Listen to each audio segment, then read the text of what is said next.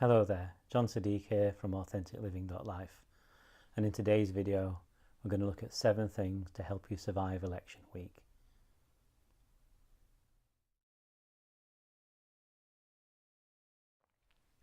Hey there, how are you doing?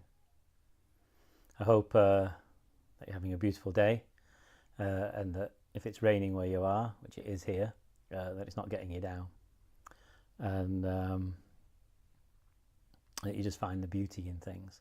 So I have a little list of things that I was thinking of because,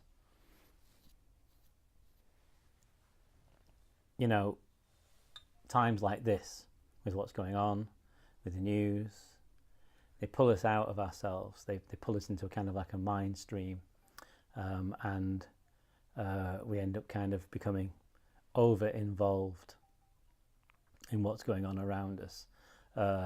We might kind of spend the night, of the election count on Thursday night, for example, sitting up all night, wishing and hoping and kind of, something will go one way, something will go another way, and we'll be like, as if wishing and hoping will change the result, So rather than do that, I think this week, if I can encourage you to look after yourself,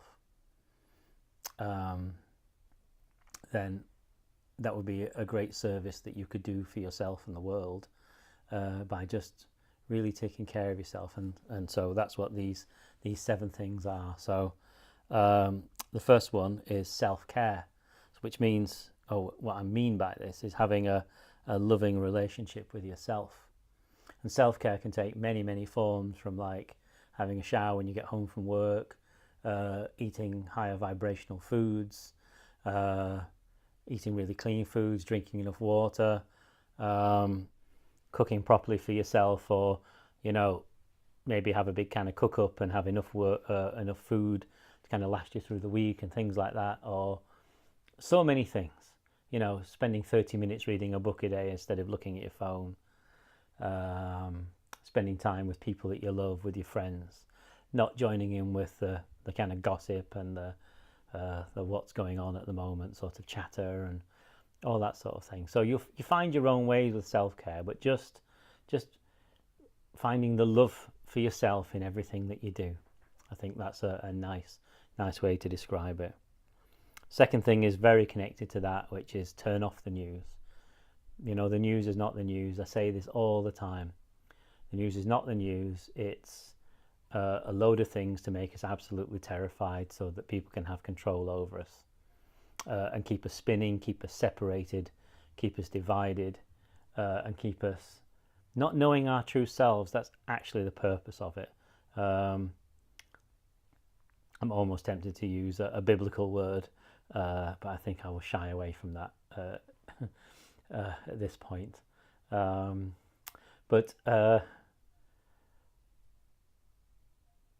Yeah, so much is designed to keep us from meeting the truth of ourselves, to stop us realizing and self-realizing our highest potential, and the news is one of them.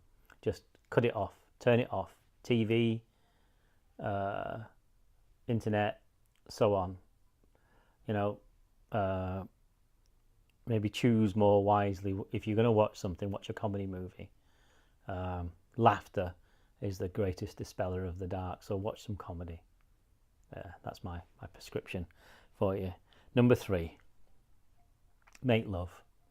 And while you might think that's surprising, the act of love making has always been grounded in sacredness. If you know your kind of yogic texts and so on, and tantra and things like that. And it's because sharing together in such a beautiful, intimate, embodied way is a gateway into presence itself. The moment of orgasm is a beautiful letting go of things and coming into presence itself. It's not if we are doing it through pornography and things and kind of sort of death grip fantasy, holding images in our mind and kind of imposing them on our partner or something. But actually trying to find intimacy, sacredness, trust, truth, pleasure, fun together, you know, it's much better than worrying over the news and what some politician might be saying or doing. And it's very healing, you know, it's one of the most healing, lovely things to spend time with each other. And if you've gotten out of the habit, which it's interesting that, you know, I was reading something not long ago that so many of us now are making less love than we've ever made. I think the average in the UK is kind of less than once a month. I hope it's different for you. And it's because we're so obsessed with our phones, actually, and computers and the internet. And then we build up stress and worry and we don't feel like it. So let's start going the other way, you know. Really, let's make love, not war. And if you're by yourself, then that doesn't stop you having a lovely, lovely time, you know. And leading on from that, of course, is the next thing. So, and this still is a viable thing on its own, but also might be a nice thing if you were by yourself, which is just get a massage, get a lovely deep body work massage, and get the stress out of your body, experience wonderful touch, and you know, if you have a partner, going back into the making love, you can bring your intimacy into the massage, but also just from the health benefits and the kind of beauty of receiving. It's just, there's nothing better really. Next, raise vibration. So if you want to change something, I've noticed that what we often do is we try to kind of push change by debate, discussion, and so on. But when you are beginning to live in consciousness, when you're living through your awakening, then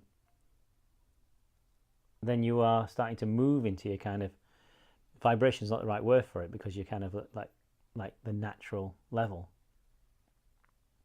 and you're no longer living through lifestyle and things like that, or less and less anyway, you know, and letting that kind of come into everything that you do, the kind of, you know, letting the love of that go into the food that you're making, into the gardening that you're doing, in the way you drive your car, and the way that you meet other people, is hugely relevant and important, and changes things. But you can also make a deliberate choice to raise vibration through, let's say, you know, burning some essential oils, or kind of having some crystals, or bringing plants into the house, choosing uplifting music over kind of music with a kind of a death vibration in it, or a pain body vibration, you know, and even things that sometimes sound really beautiful and emotive are actually pain body music. You know, anything that's baby, oh, you've left me, I'm nothing without you, is pain body music, and wants you to kind of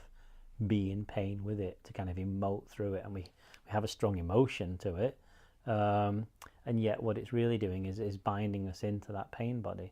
So we want music that kind of frees us from that. But music is a wonderful changer of things, and the power of music is, you know, it's up there with poetry and great art and meditation and prayer, and we can find all those things within music too.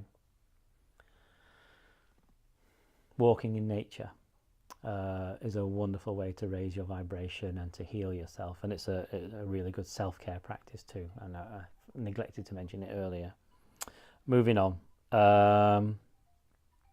so the next thing I've written down is small moments of presence, and this should have been number one. I've just kind of written them just a few minutes ago, and this is the order they came out in, but this should be the kind of top one really. I think the most important thing of all is just to take a moment of conscious breath as many times as you can in the day. Just one breath would do it. If you can be in presence and in being for the space of one breath 30-40 times a day, your life will change so much, and you'll be in so much more consciousness when you're meeting each thing in the world and meeting other people and so on. And if you don't know how to do that, then you just simply maybe just observe the breath coming and going in your body for one breath. Or if you can feel that you're alive in one hand or one leg or in your whole body, you just tune into the life force. You don't think, am I alive? That's kind of if that's what you find happening, then just use the breath. Just feel one breath coming and going. You feel the life in the body, and then you just, from that embodied state, look outward. Maybe look at the space between two objects, or the petals of a flower, or a plant on your desk, or anything at all, a spoon sitting on the table. Everything is sacred and beautiful.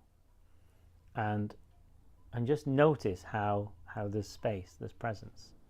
Just try and see. And then the last thing I've got written down is meditate. So, and I would also add to that, do yoga. So if you have a yoga practice or a meditation practice, a yoga nidra, then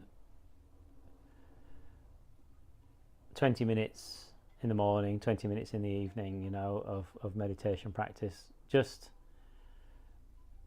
really brings you into kind of the deeper truth of yourself. It allows you to start seeing your conditioning if you're quite early in practice, and then you'll begin to notice that you notice that, and you can ask the question, well, who is noticing, which is the inquiry process.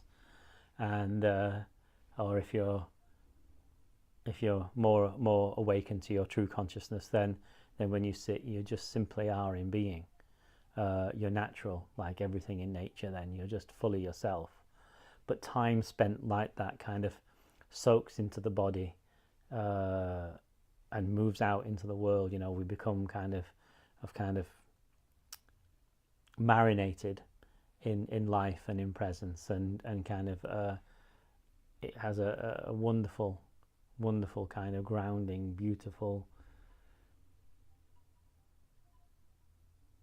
vibrant, living, I don't have the words for it really, effect on the world, because we're not in resistance to life.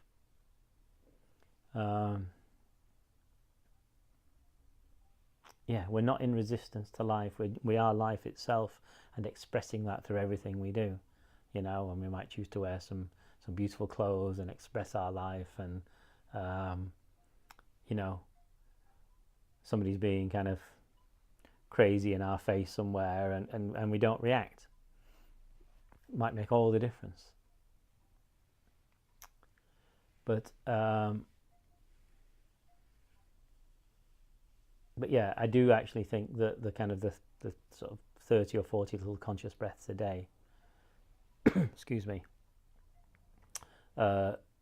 is maybe even more powerful than that. So, see how you go. Do both. I do both. And when I need to, I just do both. Most of the time, I just have basic sort of awareness of life all the time. But there are days where maybe there's a choice to be made. Things have got a bit tight on us at work, or something has happened in the world, an attack or something, and it's kind of affected us, and we're grieving, or we're pulled out of ourselves by something that we're kind of attracted towards, and then we can just use the kind of taking a one conscious breath, just to kind of return us. But I think meditation in the morning, 30 breaths throughout the day, and you're already breathing, so it doesn't actually add anything in time-wise either, does it?